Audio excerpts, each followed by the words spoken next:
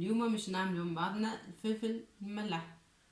هنا خذيت فلفل جويد كما تشوفوا فيه، ماهوش هكا خشين ياسر. غسلته ونظفته. توكا مشي نشوفوا طريقة التمليح مع بعضنا. الطريقة اللي مشي نستعملها انا طريقة التمليح بالعظمة. طريقة التمليح بالعظمة، ناخذ كان الفلفل نغسلو هذي وباش يتملح في ساعة نقصوه بالسكينة هكايا كله. نشوفوا القرن هكايا باين راهو تصيروا في حد شيء نروح الدبوسة. اللي يحب يملح يقسم على شطرين ويملح يقسم على شطرين، ينجم يقسم على نصين.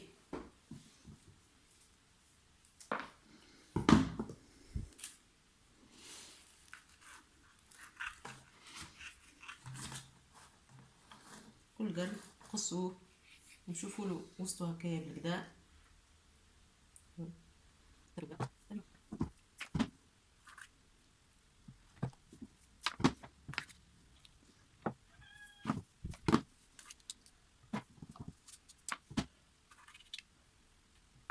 الفلفل متاعنا كيما تشوفوا ملحته ورميته وعبيته في الدبابس.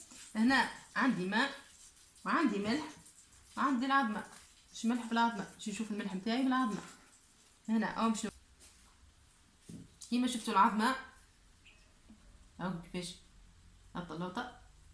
تو باش نهزها باش نرميو الملح.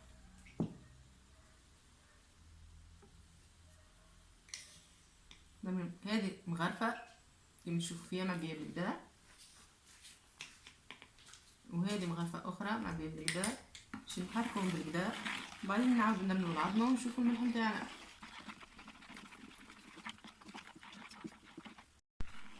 نعاود نرمي العظمه نتاعي ونشوف الملح نتاعي. كيما نشوفوا العظمه نتاعنا ما طفتش، نزيدو نعاودو نهزوها ونزيدو الملح.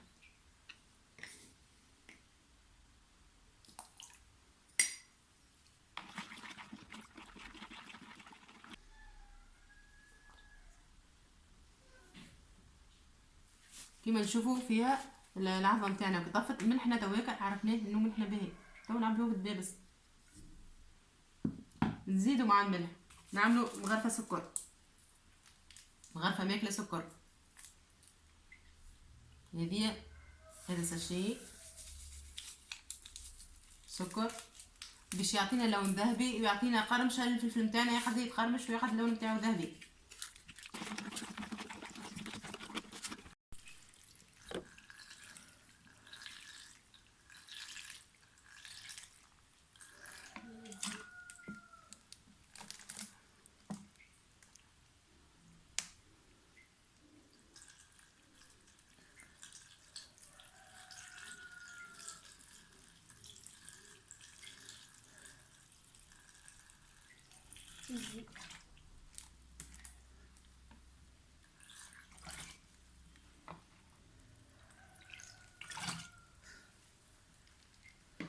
نحطهم الدبابز نتاعي محلولين هكايا سوايع ولا سوايعتين من زمان. نجم نرمي عليهم منديله حتى ينقص الماء نتاعهم ويخرج الغاز نتاعهم. كيما تشوفوا هكا لي بول دير قاسين خارجين، يخرجوا هكا لي بول دير كانكم تشوفوا فيهم.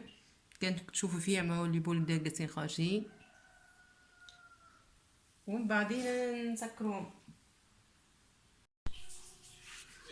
كيما نشوفوا فيهم. بعد ساعتين نراهم الماء نتاعهم نقص. هذه زدتها وغطيتها، وهذه مش نزيدها قدامكم. نزيدها شويه ماء وملح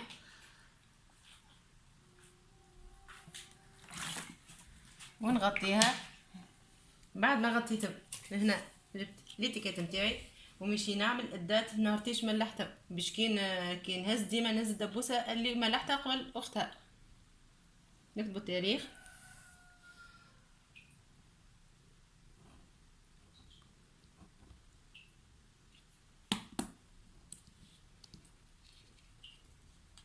ثلاثة شهر العاشر ولصقوها على الدبوزة متاعنا هكايا.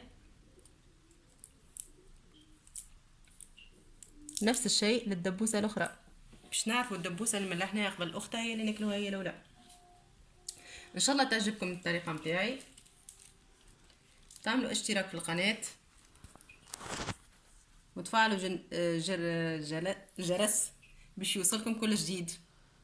والى اللقاء في وصفه قادمه ان شاء الله.